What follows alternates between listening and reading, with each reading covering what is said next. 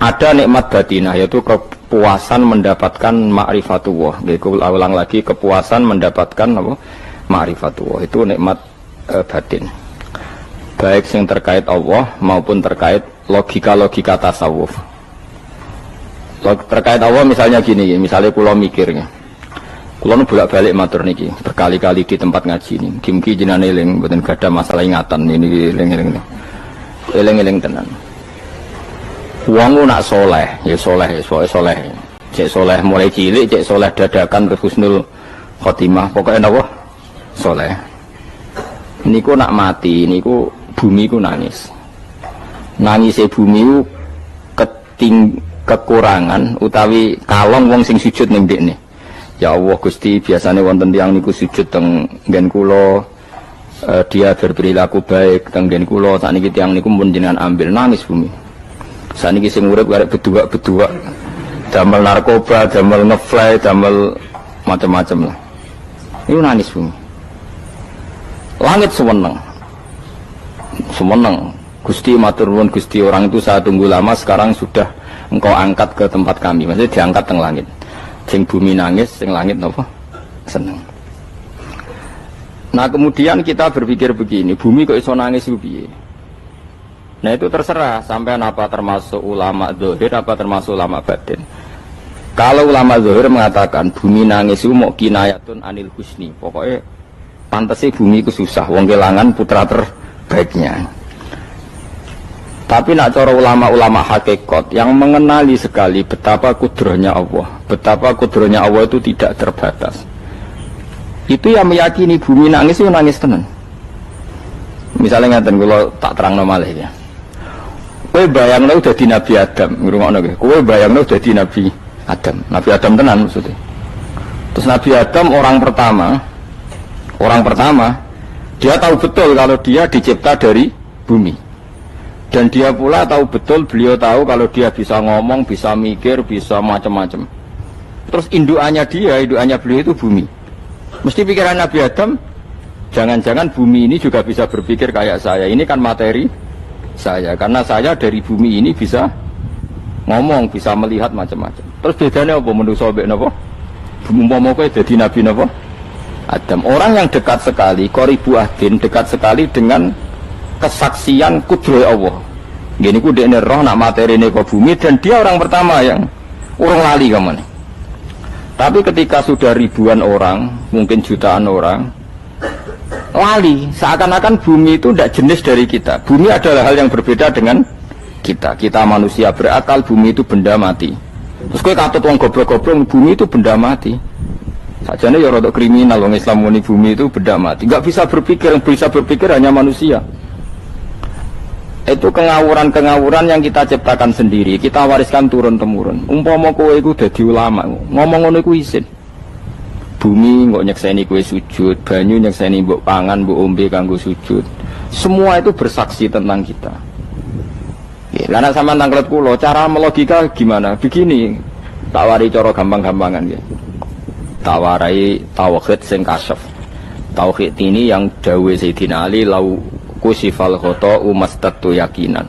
Umpama somben tutup-tutup iku dibuka, akulah imanku ora tambah mbek pangeran. Karena tren dunia dan akhirat sama.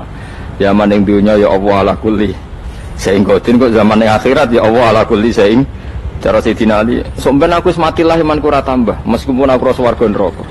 Lah kena napa? Darah padha wae ning dunia ya pertunjukan kudratullah, ning akhirat ya pertunjukan kudratullah. Jadi pikirannya Sayyidina Ali seperti itu. Saya kan lahir misalnya tahun 1970. Berarti mulai Nabi Adam itu saya kan enggak ada. Ngerti-ngerti ada. Saya mengira waktu zaman tidak ada itu panjang apa cepat? Cepat, karena kita tidak melalui itu. Ujuk-ujuk wujud. Kadang kalau mati ya wedi kan. Mau mati jebule kiamat 1 juta tahun kasih wopo nang kuburan. Maksudnya Khalillah itu. Makanya aku ya ora roh, tak tinggal turu sakmono kan yo nglilir. Nang ini terus nanti. Apa mlaku-mlaku nang donya apa piye? Nak turu ya kok ngani ngoyo turu kok ribuan tahun lintas. Terus ya apa jajal? Sampeyan tak takoki, misalnya sampeyan ning kuburan iku apa? Apa ngadepi muka nakir tukaran terus itu keselen tukaran kok nopo ratusan ribu mungkin. Nah terus kita dilatih. Kata Sayyidina Ali gampang latihan seperti kata Sayyidina Ali, gampang udah jadi wong alim. Pada akhirnya kita ini aku zaman urip yo ora roh karepe, ngerti-ngerti urip, mati yo ora roh karepe. Pas mati sebenarnya petangin dah yo ora roh karepe, pokoke wa mata sauna illa ayyasyallah. Makanya masyhur itu dia ketemu orang ateis. Dia orang ateis itu anti Tuhan, anti Tuhan pokoknya. Dia ditanya, lalu kamu hidup itu karena siapa? Ya enggak tahu hidup. Lalu kamu mati yang menentukan siapa? Ya enggak tahu, kalau tahu mati. Ya berarti Anda enggak bisa menentukan diri kamu sendiri. Akhirnya dia taslim, ya ada yang menentukan. Lah ya ada yang menentukan itu dalam Islam disebut apa?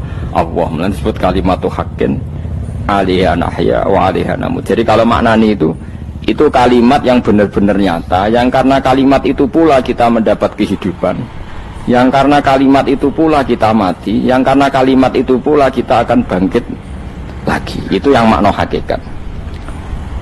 Tapi kalau makna syariat nggak begitu. Kalau makna syariat begini, dan ini benar juga.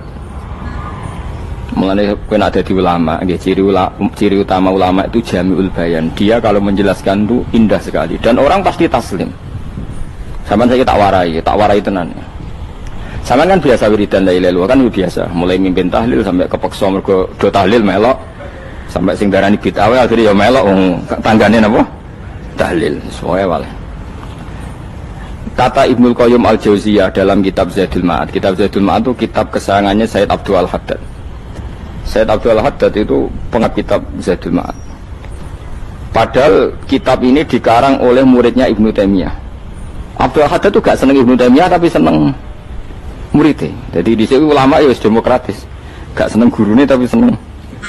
Saja nih Ibnu Taimiyah itu orang baik. Ya ulama top ya baik, ya waras top.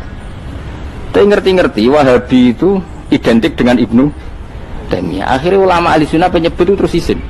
Mulane kiai-kiai ra ono sing dalil kok lek Ibnu Taimiyah mergo dicap Wahabi. Padahal Ibnu Taimiyah wong alim. Di kitab-kitab kita termasuk Syekh Muhammad piyambak nanya Ibnu Taimiyah qala Syekhul Islam loh qala.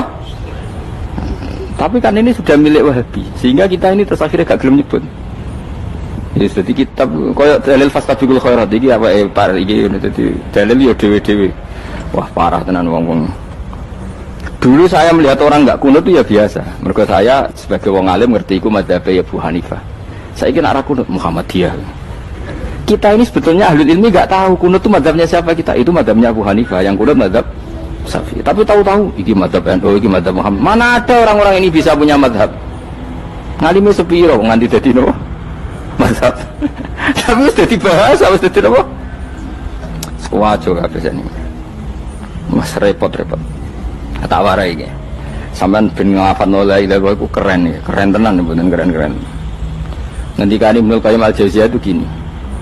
Min asliha khuliqatil jannah wa min asliha khuliqatin nar.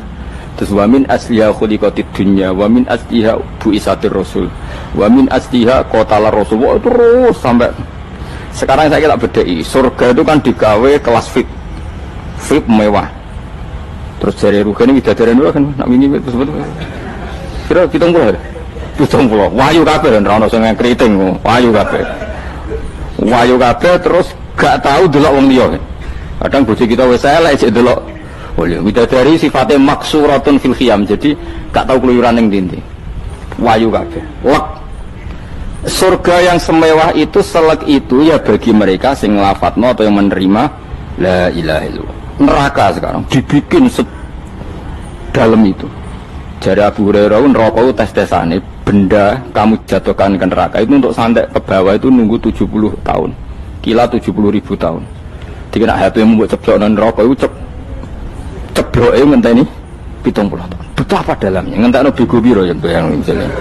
Oh itu kontraktor mana saja tidak sanggup itu disuruh ngeduk kedalaman neraka. Iku ya mau kanggo wong sing menolak la ilaha illallah. Jadi kalimat ini luar biasa. Swarga digawe bagi yang nerima, neraka digawe ya untuk yang menolak. Ya kalimat sing kok nak tahlilan turu iku lho. Iku kalimat sing nggo alasan Allah gawe swarga. Terus kalimat sing suwe-suwe sing lafadzno diarani bid'ah iku. Itu kalimat sesakral ini nasibnya akhir zaman itu entek. Gara-gara dilafadzno tahlilan tersangka jadi apa? Bidah. Dulu kalimat yang dipuja-puja penyebab surga dan neraka. Saiki kalimat itu tersangka. Mau perkara napa? Bidah. Wis aja melok-melok, kowe debat ya ora iso makili aku sebarno iso. Kok kowe terusno dalan tok. Dah. Berarti la ilaha illallah itu kalimat yang surga dibikin karena itu, neraka dibikin ya karena itu. Kemudian Allah punya sunnah, lalu butuh pelatihan. Dikasihlah Allah dari bumi. Dia manusia butuh latihan, dibikinlah bumi. Dan dia latihan ikrar la ilaha illallah dengan sadar, dibikinlah bumi, liyabluwakum terus dites.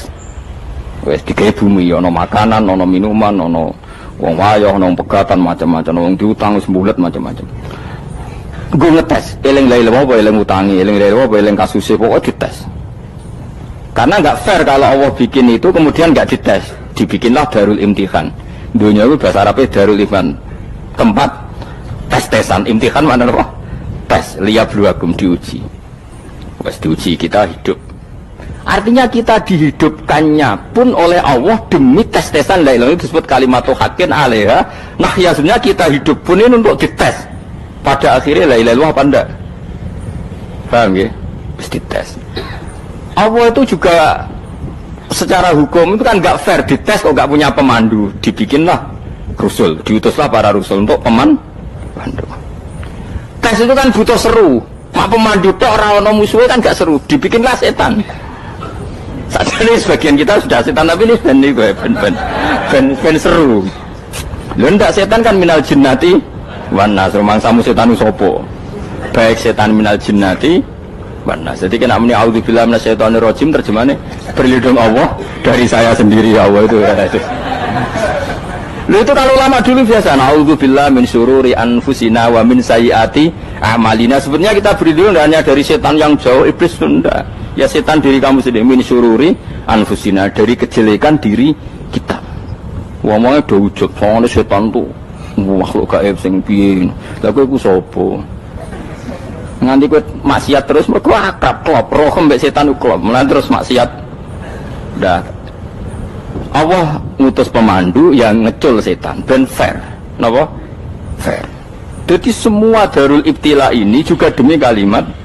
Nah, makanya disebut kalimatu haqqin sing alaiha nahya. Kita hidup ya demi mendapatkan kalimat itu. Kita mati nanti ya demi kalimat itu, artinya mati ke neraka ya karena kalimat itu kita menolak atau mengabaikan. Masuk surga ya karena kalimat itu kita hormat, kita benar dalam memperlakukan kalimat itu. Berarti alaiha nahya wa alaiha nam. Terus wa alaiha nub'as karuan, kalau kamu termasuk minal aminin ya nub'as minas solihin, kalau minal kafirin ya nub'as minaz zolimin. Tapi semua desain dunia ini hanya demi kalimat la ilaha illallah Muhammadur Rasulullah. Nah ini kan penting. Bagaimana mungkin kemudian kalimat sesakral ini, sehebat ini, kemudian ada orang tahlil kamu tidur. Kok iso? Kalau jangga kok iso wong turu? Misalnya kayak mangkel, kalau mangkel sing mimpin Gus, suwira barbar. Bagaimana mungkin kalimat yang menyelamatkan Anda kemudian Anda anggap problem? Elek gak? Apalagi kamu anggap ini bid'ah. Nak cara kula oke lah, ndongakno mayit itu gak ono tuntunan Nabi. Tahlilan gak ono tuntunan. Tapi wis muni tok kono tok. Artinya menduk kono tok ora usah nyerang kalimah, enak kalimah tetap kalimah thayyibah. Soal kowe ora seneng sing tahlil, mergo tiga profesi lah iku wonge wae gedhinge jogeman. Ya saya misalnya, saya kadang nggak cocok sama mubalek karena kadang profesi. Tapi saya tidak pernah anti pengajian, bagaimanapun itu membawa syiar Islam. Tapi kalau mubalek kadang orang seneng, kadang takut untuk piro. Bareng sangoni sidik, kok sumput ke transportasi ini. Lah ngono kok mbok senengi iku piye? Tapi kita terus gedeng keliru iku sing nggawa syiar Islam. Mana ada pengajian didengar orang banyak tanpa mubalek? Gak iso. Ini iso melepukno barang-barang ra penting jadi penting iso. Nah cara guruku teng larang ngapain melepuk nganggo panggung barang perkara. Tapi kadang ya benar. Yang namanya mudin mubalek ya itu bisa benar bisa salah. Tapi kamu nggak boleh gedeng kalimatnya. Pilih kalimat itu kalimat hak. Nah, ini penting kalau utarakan. Sehingga zaman Nabi Sugeng ini rungokno tenan ngaji kula. Zaman Nabi Sugeng ada sahabat. Namanya itu Usamah bin Zaid. Ini sahabat kesayangannya Nabi, hibbu Rasulillah. Usama itu diutus Nabi perang. Ini dengerin nih, diutus perang. Pas perang itu si kafir tadi menggal temannya. Ada yang tangannya putus, kakinya putus. Wah, seorang kafir ini sudah luar biasa. Bacok sana, bacok sini. Ketika terdesak oleh pasukan Usama, kebetulan Usama ini cakap ya, sama beberapa temannya orang Ansor. Orang kafir yang sudah kotoa arjulana wa kotoa aidiana, dia pas terdesak bilang la ilaha illallah. Terus sama Usama tetap ditusuk, dibunuh karena dia berpikir ini qolaha muta'awid, dan dia melafadzkan kalimat itu hanya berlindung dari pembunuhan. Setelah dilaporkan Nabi itu marah besar. Nabi ngendikan kaifa anta ya Usama bila ilaha illallah idza ja'at bika yaumal qiyamah. Kowe nek ditakoki la ilaha illallah ku piye? Piye-piye wis ngomong la ilaha illallah, tapi sampai ngomong ngoten sakwise ngetoki tangan kula, maksud tangan kula tangan kelompok saya, kaki saya. Nabi tetap jawab kaifa bila ilaha illallah idza ja'at bika yaumal qiyamah. Pokoknya Nabi menyoal terus. Sampai menjadi fatwa ijma'nya fuqaha, siapapun yang melafadzkan la ilaha illallah harus kita terima meskipun qolaha muta'awidzan, meskipun saat melakukan hanya cara zahir berlindung dari kematian, sehingga kita terima. Orang kafir yang 80 tahun kafir melafadzkan la ilaha illallah 1 menit menjadi mukmin. Sampai ada ayat kulil ladzina kafaru iyantahu yufar lahum ma qad salaf. Ini kalimat yang sakral, bahkan kafir yang 80 tahun saja menjadi mukmin hanya karena melafadzkan la ilaha. Mulanya yang ngaji saya, yang seneng saya, jangan pernah kamu mengatakan ada bid'ah yang orang bisa jadi kafir. Bagaimana mungkin orang mukmin yang ke kuburan dan melafadzkan la ilaha illallah kamu katakan kafir? Padahal kalimat ini yang kafir 80 tahun saja menjadi mukmin. Saiki ana wong nglafadzno la ilaha illallah mergo salah tempat pinggir patok mbok arani kafir. Kok aneh. Mungkin kafir 80 tahun udah dadi mukmin iki gara-gara ngafalno la ilaha illallah dadi kafir. Mergo mau salah tempat. Ning pinggir apa? Patok. Boyo nek ora cocok muni nganggur, wong sering ziarah ku nganggur. Nyatane ya tenan. Cara dene pegawai negeri ora sering ziarah. Nah iku tapi ora usah muni kafir, muni kafir gak mungkin lah.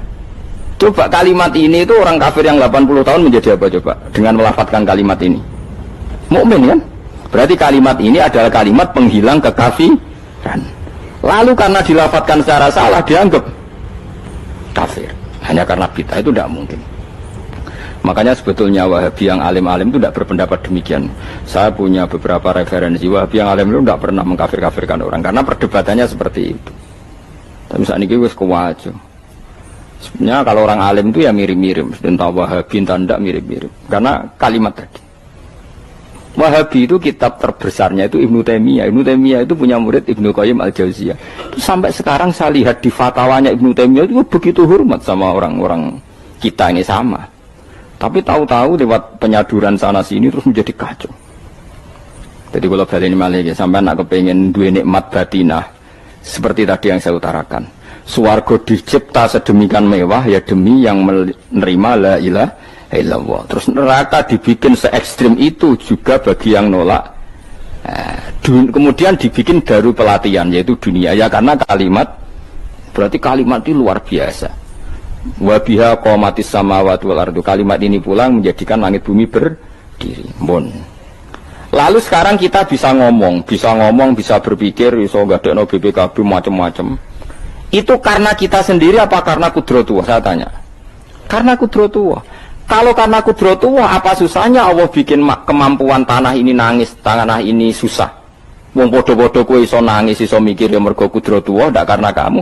Harusnya ya sama, bumi-bumi ini bisa menangis juga karena kudratullah. Makanya bumi ini menangis ketika enggak ada orang yang sujud. Iku ya mungkin. Wong zaman kowe iso nangis ya krana kudratullah, mestine bumi yang kamu katakan benda mati, hakikatnya dengan kudratullah juga sama dengan kita. Mulane tenggene kitab Al-Husunul Hamidiyah, kula ngrasa utang tenan mbek kitab. Dulu saya ngaji 2 tahun kitab Al-Husun. Kitabnya kecil tapi saya ngaji itu 2 tahun. Berkali-kali saya ulang. Itu beliau cerita gini. Dia yang ngarang itu orang alim, kebetulan dia orang India. Memang kelebihannya kitab dikarang orang Arab itu luweh bulet. Wong Arab kan semuanya Islam, karangannya itu standar. Ini dikarang orang India. Di Tonggo Blodor, di masjidnya, dikarang ulama yang masyarakatnya itu udah karu-karuan. Beliau cerita itu gini, manusia itu punya satu kebodohan, di mana kebodohan itu disebabkan oleh robtul asbab al-adiyah, mengkaitkan sebab sing biasa-biasa. Misalnya gini, sama saya kita omongi, misalnya ada orang bilang gini, batu ini nanti itu menjadi ayam. Orang bilang mukhal apa enggak? Enggak, jawab saja. Mukhal. Kenapa bilang mukhal? Karena dikira enggak bisa kan? Enggak, jawab saja. Jawab satu-satu. Batu ini menjadi ayam. Kamu jawab mukhal. Alasannya apa? Alasannya enggak mungkin terjadi apa kamu enggak bisa?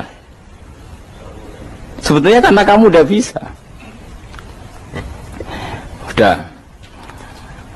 Lau ukhbiro dzakar rajul. Andai kan orang itu kamu kasih tahu, klungsu ini biji asem itu, biji pohon asem itu.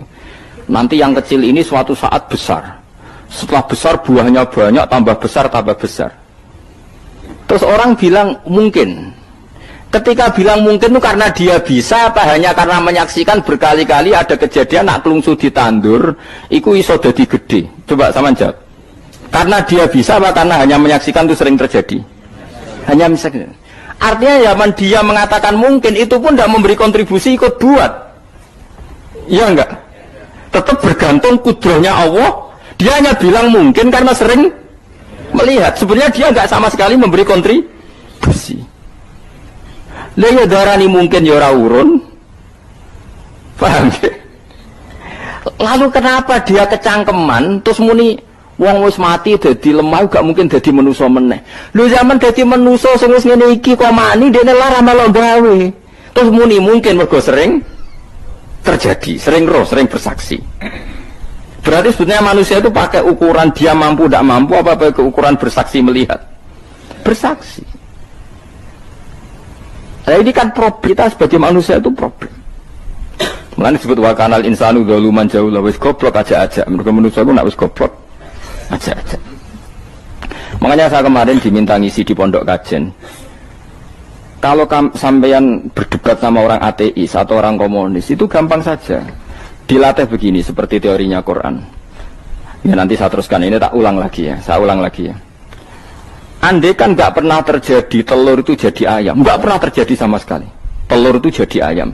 Terus kamu mengasih tahu orang tadi, telur ini loh nanti jadi hewan yang hidup terus terbang. Mesti dia bilang mukhal, mau benda mati kok nanti jadi benda hidup yang terbang ngalor ngidul. Berhubung sering terjadi dan dia pun tidak ikut bikin, bilang mungkin. Paham? Saya ulang lagi ya. Berarti dia bilang mungkin karena sering apa? Terjadi dan dia lihat. Andai kan pertama kali nggak ada telur sama sekali yang jadi ayam, terus pengalaman pertama di dunia belum pernah terjadi. Kamu kasih tahu telur ini nanti jadi ayam terus terbang. Orang ini bilang mukhal enggak?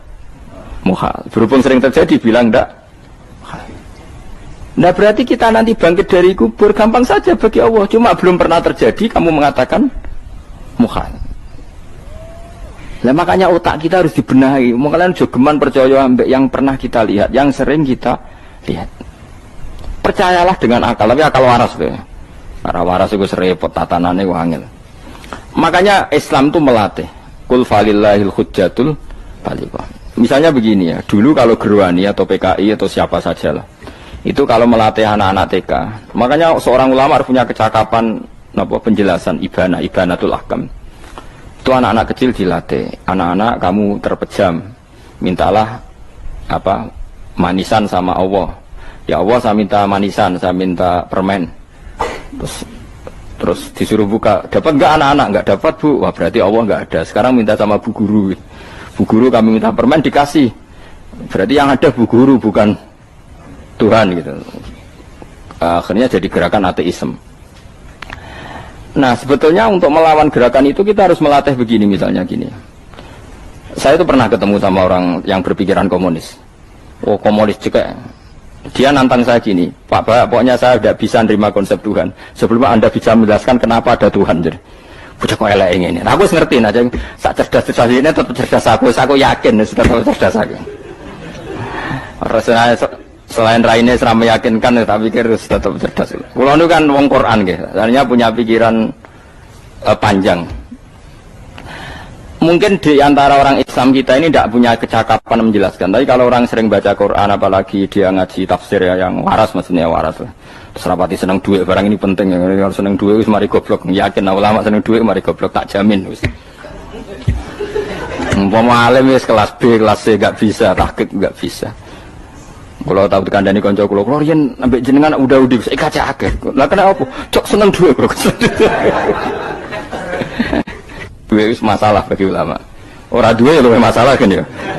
Maksudnya ora usah seneng tapi aja terus gak duwe. Sekarang saya tanya, Quran itu melatih kita gini. Quran itu sederhana kalau ngelatih tauhid, tapi orang pasti ingat. Kata Allah gini, enggak apa-apa, saya tidak Tuhan, enggak apa-apa. Kamu yang Tuhan. Tapi buktikan kalau kamu Tuhan. Caranya gini. Am khalaqus samawati wal ardi. Ya enggak apa-apa, kamu yang Tuhan enggak apa-apa, tapi buktikan kalau kamu menciptakan langit bumi. Mereka pasti ikrar, ya enggak mungkin saya menciptakan bumi, saya lahir sudah ada bumi. Yesus lahir sudah ada bumi, enggak mungkin Tuhan. Terus Tuhan membuat pertanyaan kedua, am khuliqu min ghairi syai'in. Ya sudah, kalau saya tidak Tuhan lalu enggak ada Tuhan, berarti alam raya ini tercipta oleh sesuatu yang enggak ada. Aneh enggak? Misalnya sebelum alam raya ini enggak ada Tuhan. Berarti sebelum alam raya ini kan adanya nihilisme, sesuatu yang enggak ada. Kemudian sesuatu yang enggak ada ini menjadi penyebab sesuatu yang ada. Aneh enggak? Menurut saya aneh. Sesuatu yang enggak ada itu mestinya kan enggak bisa ngelabeti, enggak bisa berfungsi, enggak bisa ada gunanya. Wong jenenge ra ono iku ya ora marai apa-apa. Mau ra ono kok dadi sebab. Sesuatu yang menjadi sebab itu yang wujud apa yang enggak ada? Yang wujud. Sak takok. Lah kalau enggak ada Tuhan berarti alam raya ini lalu sebabnya apa? Ya dari ketiadaan, lalu tiada itu menjadi sebab. Lah yang tiada kok jadi sebab itu tekem lho. Mikir. Di mana-mana yang sebab itu harus barang yang wujud, nggak boleh tiada kok jadi sebab. Ini kan jadi aneh, sesuatu yang tiada menyebabkan sesuatu yang ada. Terus dia, ya pokoknya ronde ini kalah, tahu kapan tak pikir aja, pikir nganti mati temenang aku ini ngono. Makanya sebetulnya dalam ilmu mantek, pertama itu kita tidak harus iman Tuhan itu namanya Allah, tidak harus. Makanya pertama dikenalkan, sementing kenal Tuhan itu ada dulu. Disebut zat sing wajibil wujud, belum disebut namanya Allah. Allah itu disebut nama Islam, itu paham ya? Saya ulang lagi, Allah disebut itu nama Islam. Tapi kalau penemuan akal hanya sampai kita ini butuh zat sing wajibil wujud, sing menjadi penyebab semua alam raya ini. Di bahasa Arab disebut musabbibul asbab. Belum menyebut Allah musabbibul asbab. Islam pun pertama Iqra turun ya gak nyebut Allah. Iqra bismi rabbikal ladzi khalaq, khalaqal insana min 'alaq. Iqra wa rabbuka. Tuhan itu siapa? Yang mencipta. Nah, yang mencipta ini oleh syariat Islam disebut apa? Tapi dalam logika yang penting kowe kenal sik ana musabbibil asbab. Pastikan bahwa alam raya ini yang wujud pasti disebabkan sesuatu yang ada. Enggak boleh barang wujud kok diciptakan oleh sesuatu yang tidak ada. Yang gendeng ora barbar, barang ra ono mbok sifati al-khaliq. Sing gawe langit bumi apa? Pencipta. Penciptane apa? Sesuatu yang tidak ada. Kowe ikhlas dutek ngono kowe ikhlas ta ora? Gak kowe ikhlas ta ora dutek ngono kowe ikhlas ta. Kowe gelem dadi bodho ngene. Gelem kan? Mboten. Nah, nikmatmu iki jenenge nikmat batin. Mulane sing suwenang mbek kalimat la ilaha illallah. Wis ana sing bid'ahno Allah iku wong nganggur wis beno sak uni-unine. Tapi kadang memang kita berlebihan. Tahlilan ra barbar 40 dinane ra barbar. Muga alasane wis disangoni akeh tahlil sedih lho sakake penggemar sing keselen sing rantuk sangu ya butuh cepet. Mulane cara kula niki penting kula utarengi. Kowe nek ora cocok tahlilan 40 dina wis ngomong ae kira cocok model harinya. Tapi ki aja menolak kalimat la ilaha illallah iku disifati Kanjeng Nabi kalimat thayyibah. Wong Nabi nyifati thayyibah, kalimat yang suci kok nyifati bid. Tak soal kira cocok wong sebut. Misalnya kamu bilang saja wong mati wis sangu amale lha apa didongakno barang. Nek kowe pengen ndonga ora usah ndonga. Wis ora usah biasa wae. Kula lah mbok dongakno ora seneng. Gak meyakinkan. Karo dene mlebu swarga butuh dongamu ora ana swarga fadhole pangeran apa butuh ngono barang. Ya tapi kowe donga aku ya seneng. Senenge ya semau lah timbang nyanyi-nyanyi rame-rame sadok donga. Mbok mandi mbok ora pokoke donga. Saya ulang lagi ya. Makanya Quran itu melatih logika sampai seperti itu. Am khalaqus samawati wal ard bal la yuqinun. Sampai terus diulang-ulang. Am khuliqu min ghairi syai'in. Kalau mereka merasa Tuhan enggak apa-apa, tapi buktikan mereka ini wujud sendiri tanpa sebab. Atau begini, kalau mereka tidak tahu sebab pencipta langit bumi, mereka sendiri suruh yakin kalau mereka adalah penciptanya. Amhumul khaliqun, nggak apa-apa. Ya tapi masih Abu Jahal gendeng lah, masih Abu Lahab ngawur lah, nak takoi. Ya wes pangeran kowe ke sing gawe langit bumi. Penggemarnya saja pasti tertawa. Masa Abu Lahab darani pencipta langit bumi, wong lahir ning bumi. Tapi Quran oleh gojlok, am khalaqus samawati wal ardo. Apakah mereka menciptakan langit bumi? Bala yuqinu, mereka pun tidak pernah yakin.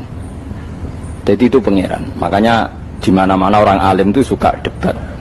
Karena pangeran sendiri kalau menjelaskan kebenaran seringnya juga nantang debat. Kata Allah, "Qul ara'aytum ma tad'una min dunillah aruni madza khalaqu minal ardi am lahum syirkun fis samawat." Enggak apa-apa mereka Tuhan kata Allah, tapi buktikan zaman langit diciptakan mereka memberi kontribusi apa?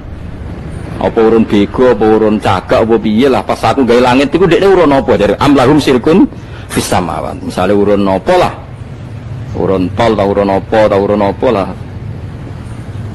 Itu pangeran. Mereka kan pasti menjawab enggak. Terus itu nih di kitab min qabli hada. Kalau kamu nggak percaya Quran sebagai kitab, nggak apa-apa. Tapi buktikan kamu punya kitab tandingan. Nggak, mereka nggak punya juga. Atau gini, nggak usah Quran, nggak sakralan. Au atharatim min ilmin, atau kajian ilmiah yang membuktikan bahwa Yesus itu Tuhan, atau yang membuktikan bahwa berhala itu Tuhan. In kuntum shodiqin, nggak apa-apa kalau kamu benar, buktikan.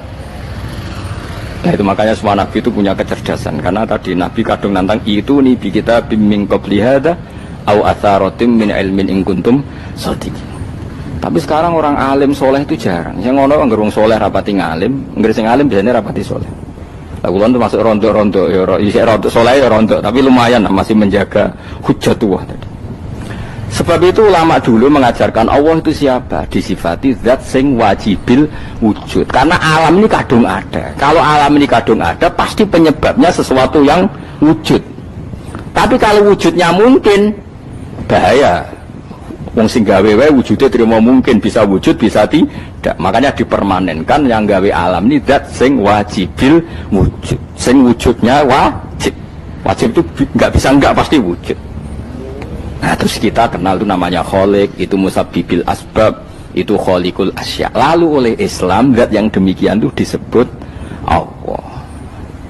Terus jadi la ilaha illallah. Nah orang yang bertauhid gini tentu punya kenikmatan batin yang luar biasa. Sehingga saya bayangkan nanti mati yang ngono biasa wae kan. Gusti zaman kula teng donya ora melok ngatur oksigen, ngatur nyawa, ape mati ndak ra ngoten. Mulane jare Siti Ali, jenengan jemben nak mati tambah pinter apa biasa? Ya biasa wae. Ning bumi yo ndelok kudrohe Allah, kok ning akhirat ndak ra padha wae ndelok kudrohe Allah. Mulane beliau masyhur guyonan beliau lauku sifal ghata mastatu yakinan. So ben aku nek mukasafah ning akhirat imanku yo ora tambah, ya biasa wae, standar-standar wae. Maksudnya kue ning dunya ujung-ujungnya paling pokok ya menyaksikan kudratullah. So ben ning akhirat ujung-ujungnya paling pokok ya delok kudratullah. Ning dunya saiki Allah ya matlubi sing kita cari, so ben ning akhirat ya Allah lupi.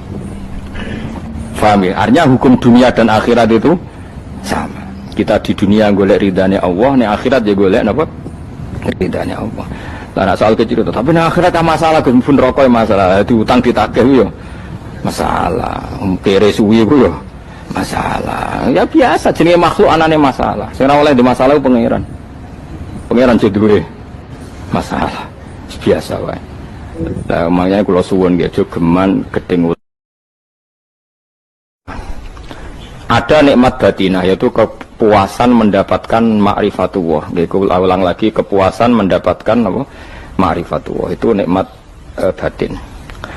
Baik yang terkait Allah maupun terkait logika-logika tasawuf. Terkait Allah misalnya gini, misalnya kula mikirnya. Kula nu bolak-balik matur niki berkali-kali di tempat ngaji ini. Mugi-mugi jenengan